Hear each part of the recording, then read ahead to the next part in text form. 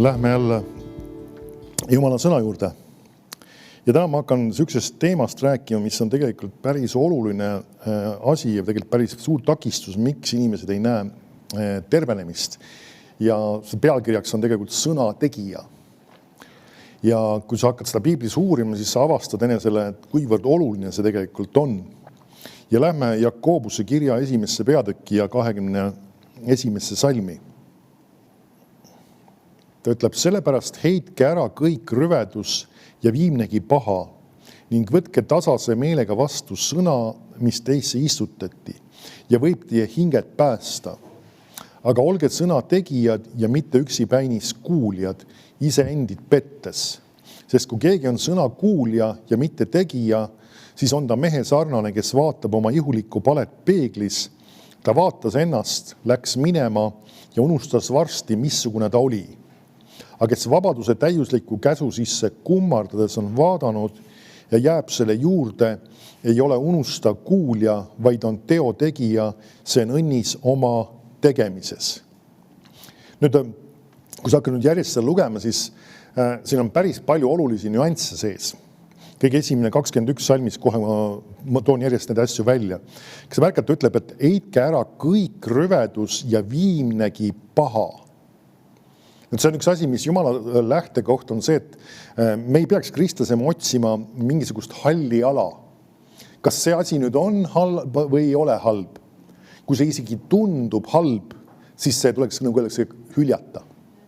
See ütleb, et no, aga niimoodi võid ennast mingisugustest väga headest ja sobivat toredatest asjadest ilma jätta. Nüüd alati asjad, mis on halvad Jumala mõõdupuu järgi, need kunagi ei ole toredad. Ja sa ei jää mitte millestki ilma. Amen. See on üks asi, mis tasub meeles pidada tegelikult. Ta ütleb just viimnegi paha.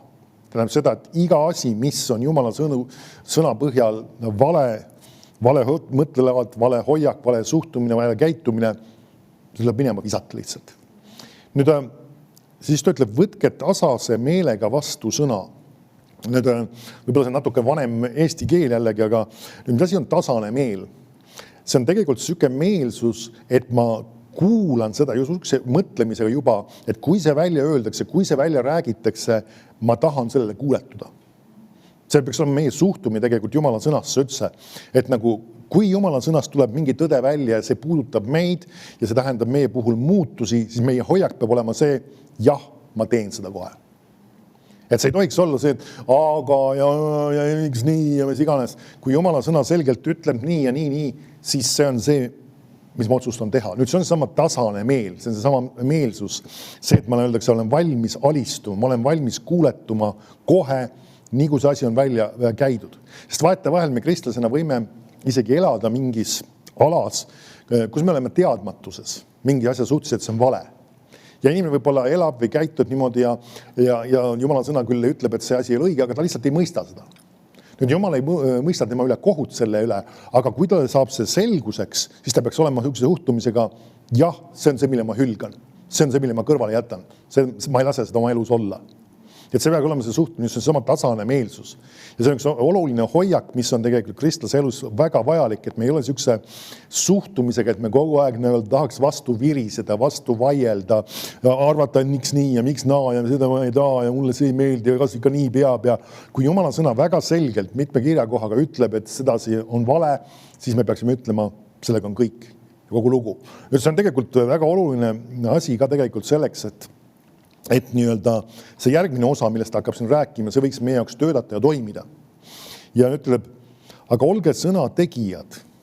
Tegelikult üks oluline fraas veel eespool, selles eelmises salmis. Ta ütleb, võib teie hinget päästa.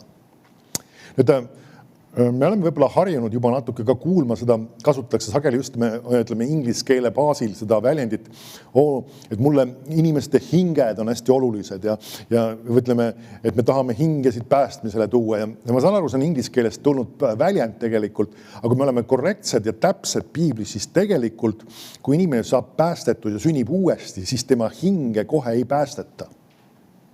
Tema süda ehk siis tema vaim saab uueks ja hinge päästmine, mida ta siin kasutab, räägib siis meele uuendamisest.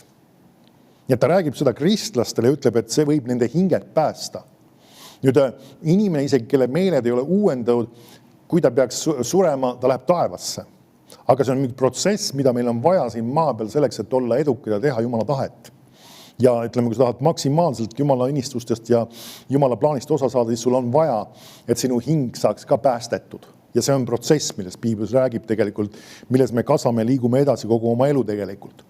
Nüüd, ja see ütleb just seesama, et see sõna, see võib teie hinget päästa. Ja nüüd ta ütleb selle juurde ühe väga olulise elemendi. Ta ütleb, aga olge sõna tegijad ja mitte üksi päinis kuuljad ise endid pettes. Nüüd see on üks asi tegelikult, mis pettusesse, ma usun meist, igaüks on mingis situatsioonis vahest, nagu öeldakse, langenud. Mis pettus see on siis? See on see, et me võib-olla oleme aktiivsed kristlased, me käime koguduse koosolekutel, kuulame ise omal algatusel võib-olla jutlusi, regulaarselt lausa teeme seda ja me mõtleme seda, et kuule, mu elus on asjad väga hästi. Muuseas, ainult jutluste kuulamine ei tähenda seda, et sinu elus on asjad väga hästi. Isegi paljude jutluste kuulamine ei tähenda ka seda, et sinu asjad on väga hästi.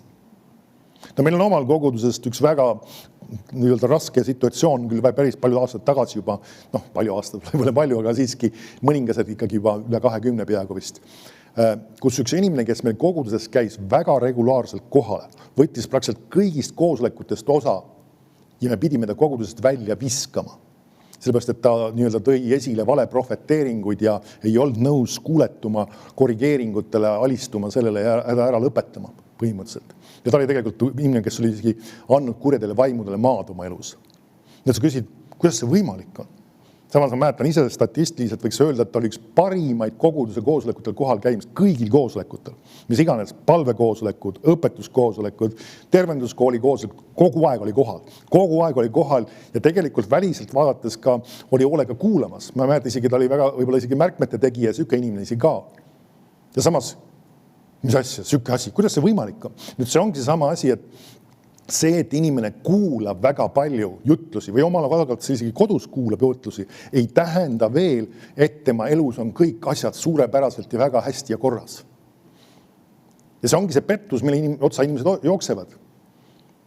Seesama, et sa arvad, et kui ma kuulsin Jumala sõna, siis nagu ma juba oleks nagu teinud selle järgi. Aga siin ta toobki nüüd selle olulise elemendi välja. Nüüd ta ütleb ka just, et ärge olge ainult kuuljad, vaid olge sõna tegijad. Sest üks asi, näiteks, kui sa vaatad Piiblis, siis Piibel räägib ka näiteks seoses meeleparandusega. Ta ütleb, parandage meelt ja pöörduge. Kas sa märkad, see on 2 elementi sisse toodud.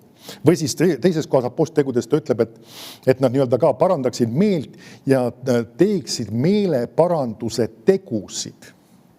Tähendab seda, et inimene, kes pöördub, annab oma elu Jumalale ja võtab oma elu Jeesuse vastu ja jätkab vanas elustiilis, tegelikult see ei ole tegelikult pöördumine.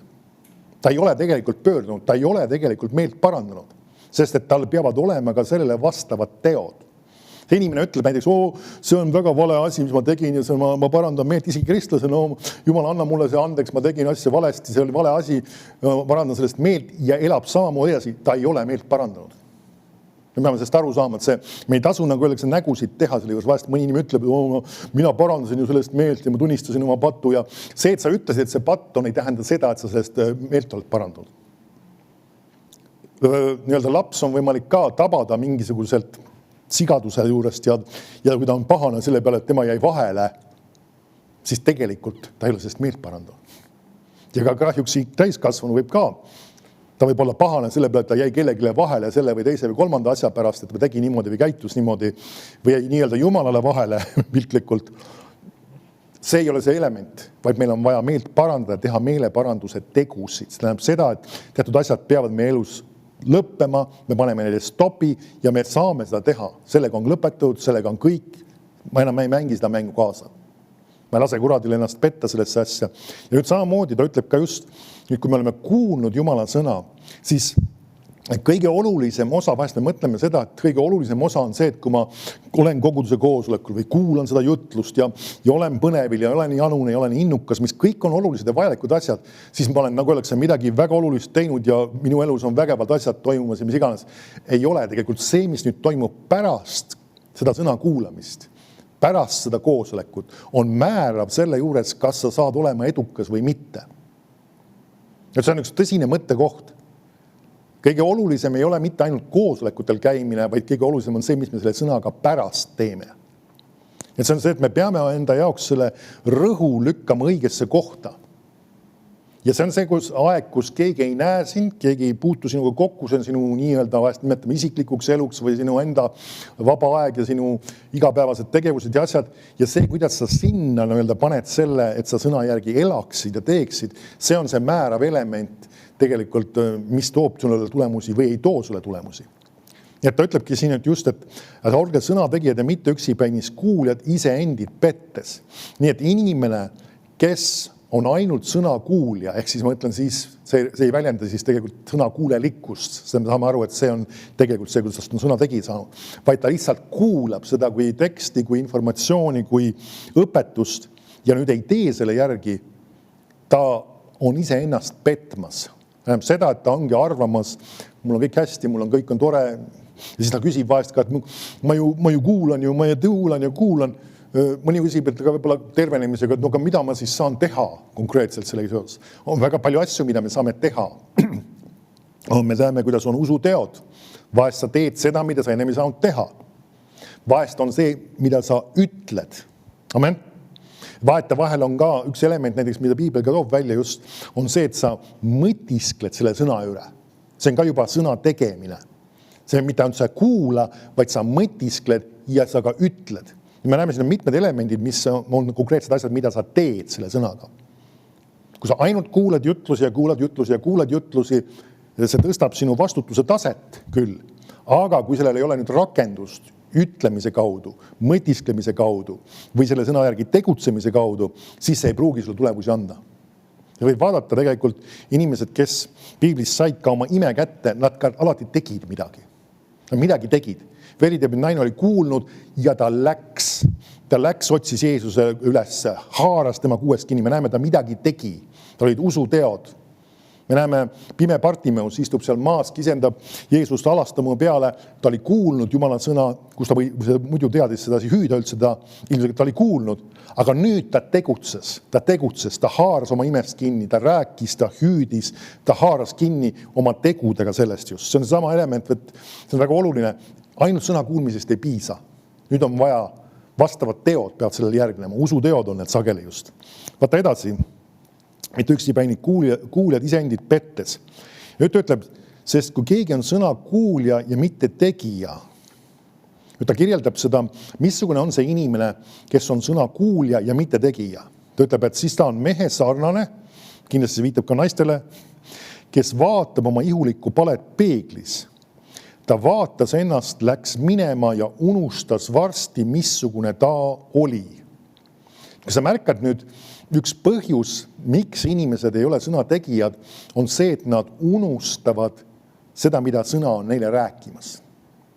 See on üks väga isegi praktilised asjad. Nüüd tänasel päeval võib-olla inimestel on väga palju tehnilisi vahendeid ja sul on mobiiltelefon sageli taskus pidevalt. Leia enda jaoks üks mehhanism üles märkida asju, kui Jumal sulle midagi räägib. Ma mõtlen siis, kas või isegi mingi jutluse kontekstis võib see olla, mis on nagu eriliselt tuleb esile. Jumal kõnetas sind, sul tuleb mingi asi, sa ütlesid, et jaa, see on see. Kirjuta see kuidagi üles. Tänasel päeval sa ei pruugi siis nagu enam võib-olla pastakaga kirjutada siis mobiili või mingil kombel märgis enda jaoks ülesse. Mõned inimesed kasutavad tänase päevase muid meetodeid, võtavad mobiili ja räägivad sinna selle asja sisse. Kui sa tahad, kuidas iganes see sinu jaoks töötab, mingil kombel jäta märk maha sellest, mis Jumal on sulle rääkinud. Miks pärast, sest kui sa oled unustav kuulja, siis ta ütleb, et siis sa ei ole ka teotegija. Ehk siis just seesama, et kas sa märkad, ta räägib ka just, kes vaatas sinna peeglisse. Nüüd vaata, missuguse väite ta veel siia toob selle sama peegliga seoses. Ta ütleb, et aga 25 salm, aga kes vabaduse täiusliku käsu sisse kummardades on vaadanud ja jääb selle juurde. Ja sa märkad, nüüd on nende kahe inimese vahel on väga põhiline erinevus. Üks vaatas ja läks ja unustas. Nüüd miks ta unustas selle?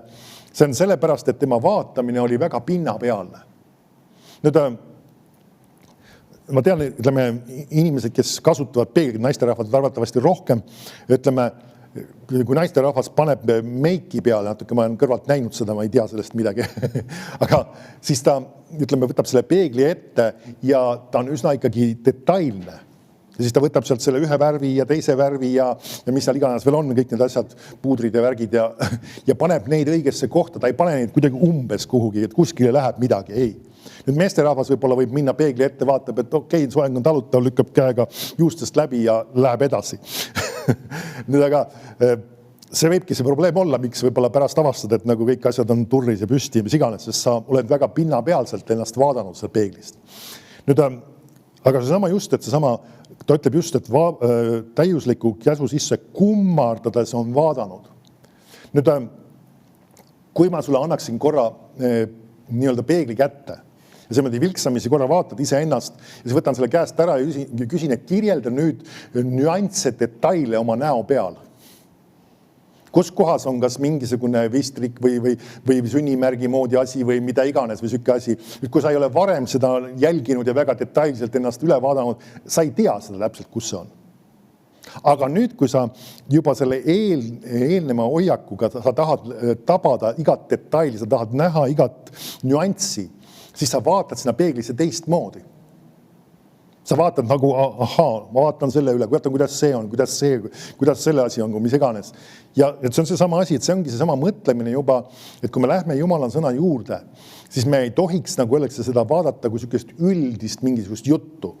See ei tohiks olla meie jaoks nagu üks nagu muinasjutt, mida, ma ei tea, lapsele loed õhtuks või midagi taolist.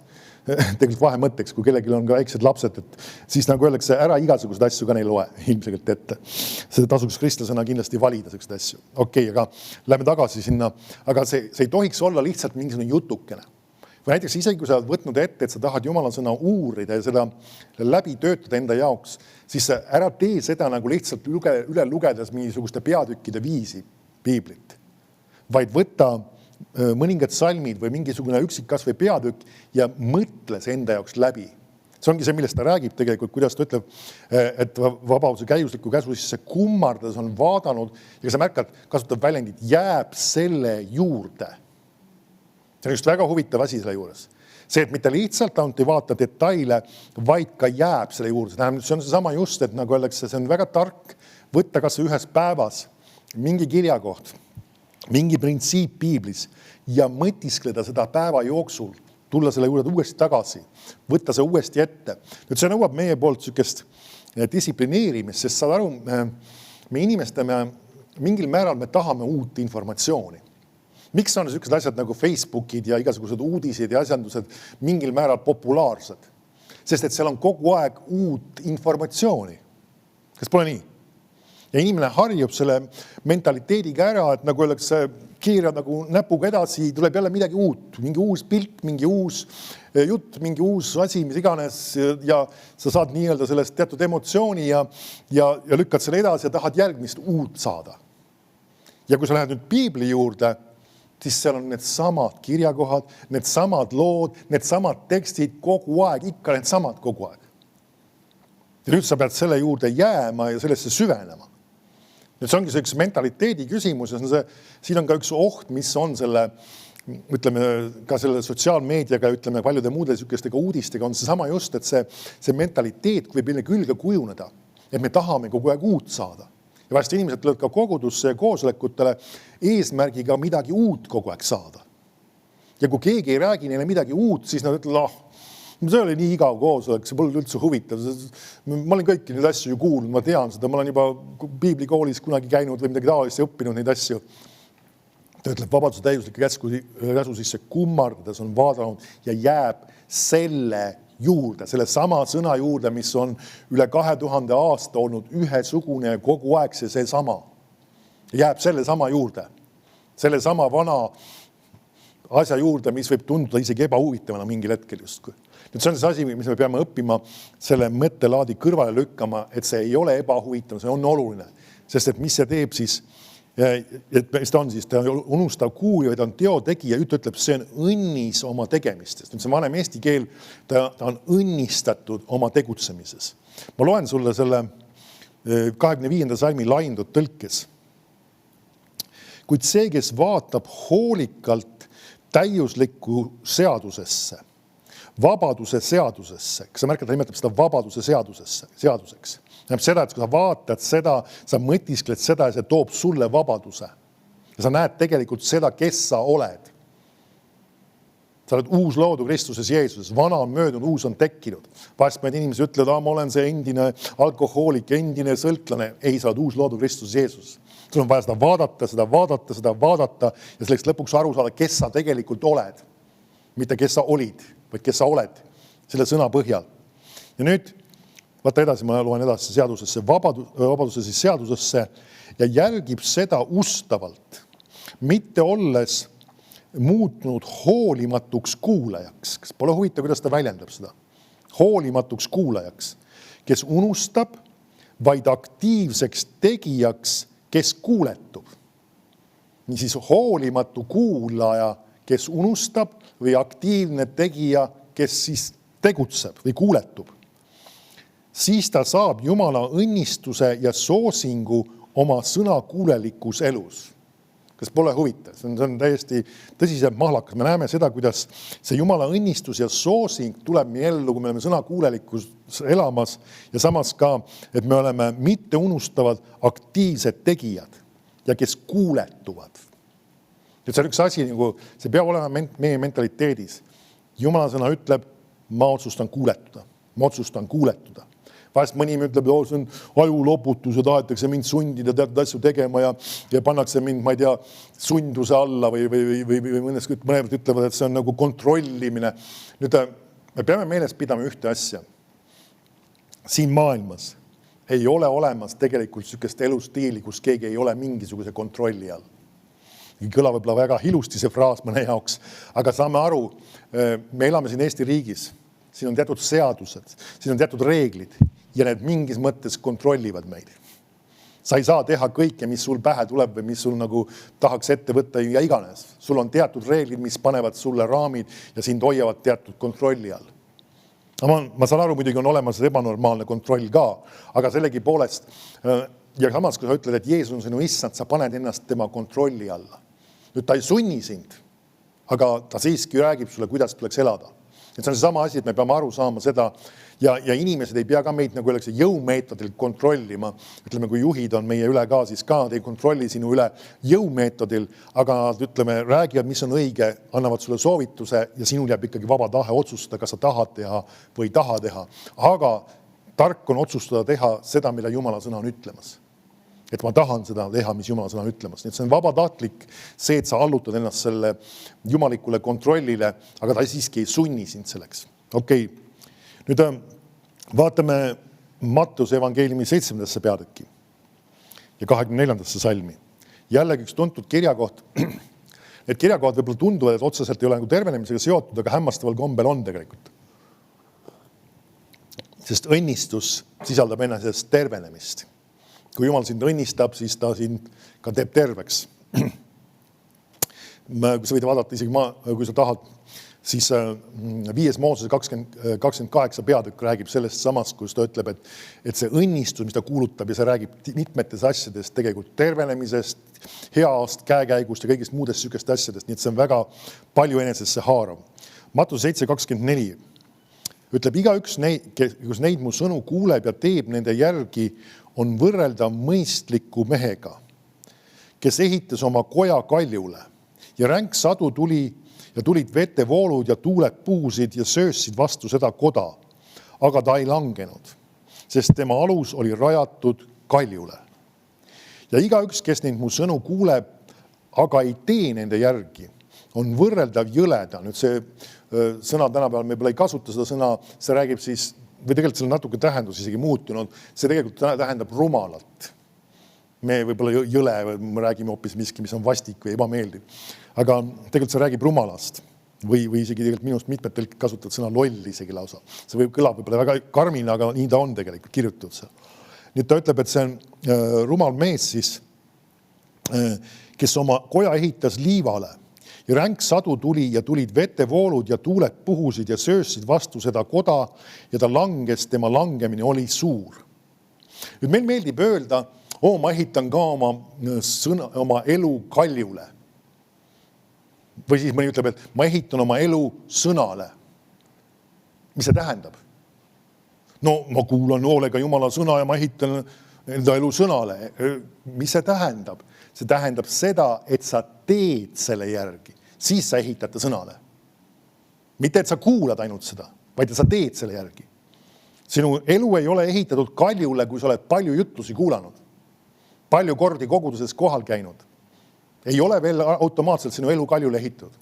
Nüüd, kui sa oled selle jutluse võtnud ja seda tegema hakanud oma elus, nüüd sa oled ehitamas oma elu kaljule. Ehk siis ta räägib just nendest samadest erinevatest asjast, ütleb ränk sadu, vetevoolud ja tuuled puhus ja söösid vastu seda koda. Ega sa märkad, need kirjeldused, mis selle koja vastu või selle maja vastu tuli, on identsed nende kahe puhul. Nüüd sa räägidki sellest, et keegi me ei ole immuunsed selle suhtes, et meie vastu või meile või tekkida probleemid. Aga see, mis juhtub pärast probleeme, selle me saame paika panna millal? Ennem, kui me selle sõna järgi oleme teinud, mida me oleme kuulnud.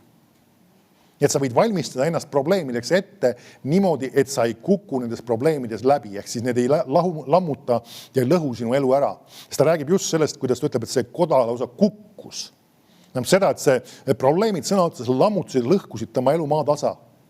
Nii et kui inimesed oma elus tegelikult jooksevad kriisidesse, mis sõna otseses mõttes lõhuvad ja lammutavad nende elu ära, oleme ausad, see võib-olla ei kõla selle inimese jaoks hästi, nad on jätnud sõna tegemata. Ma räägin siis kristlastest, kes nii-öelda on käinud koos Jumalaga ja nüüd nii-öelda jooksevad kriisidesse, millest nad ei lähe läbi ja milles nad ei ole edukad. Nad on jätnud kuskil sõna tegemata. Ütled, aga teised inimesed teevad ka ju oma valikud ja asju ja me sõltume nendest. Jaa, aga meie võime tulla ka sellistest olukordadest võidukalt välja, isegi kui teised inimesed teevad valesid valikud. Nii et kui meie tuleme, nagu öeldakse, ühed varemed sealt välja, siis me oleme jätnud selle sõna tegemata. Ja me peame ausalt, mõni ütleb, sa paned süü tunda või hukka mõistuma olla. See on hoopis see, et me saaksime aru, et me võime muutusi teha. Me võime midagi teistmoodi teha. Ja mitte kukkuda nendesse samadesse aukudesse, samu vigu korrata või mis iganes. Tänu Jumalale, Jumal annab meile andeks, kui me mingis kohas jätsime asjad tegemata, aga et me võtame selle targa õppetunni ja tark õppetund ei ole see, et elu ongi raske ja probleeme ja ahastust täis. Ei, vaid tark õppetund on see, et ma võin teha sõna järgi ja ma võin tulla edukalt nendest probleemidest läbi ja olla võidukas, hoolimata sellest, mis otsuseid või valikud inimesed minu ümber teevad. Amen. Nüüd see on väga oluline, et meil selline mõttelada, aga see hakkab sellest peale, et me oleme selle sõna tegijad, mitte ainult jutluste kuulajad. Ma olen veendunud, enamus kristlased ka meie koguduses on väga aktiivsed jutluste kuulajad. Isegi koguduses käimise koha pealt, aga nii-öelda kui paljud on tegijad, seda ma täpselt ei tea. Jumal ei anna mulle seda informatsiooni, aga see on see koht, kus sulle endal on vaja, nagu öeldakse, ennast läbi katsuda ja selle peale mõelda teadlikult, kui ma kuulan nüüd järgmist jutlust, mis ma peaksin tegema nüüd, mis on need sammud, mis on need konkreetsed muudatused, mis ma teen teistmoodi pärast seda, kui ma selle olen kuulnud. Ka täna sa peaksid seda sama küsima tegelikult. Mis on need muudatused, mis mina toon oma ellu, mismoodi ma tegutsen teistmoodi, mida ma enam ei tee või mismoodi ma nüüd hakkan tegema. Ja see on see, mis hakkab sulle lahendusi ja muutusi tooma. Amen.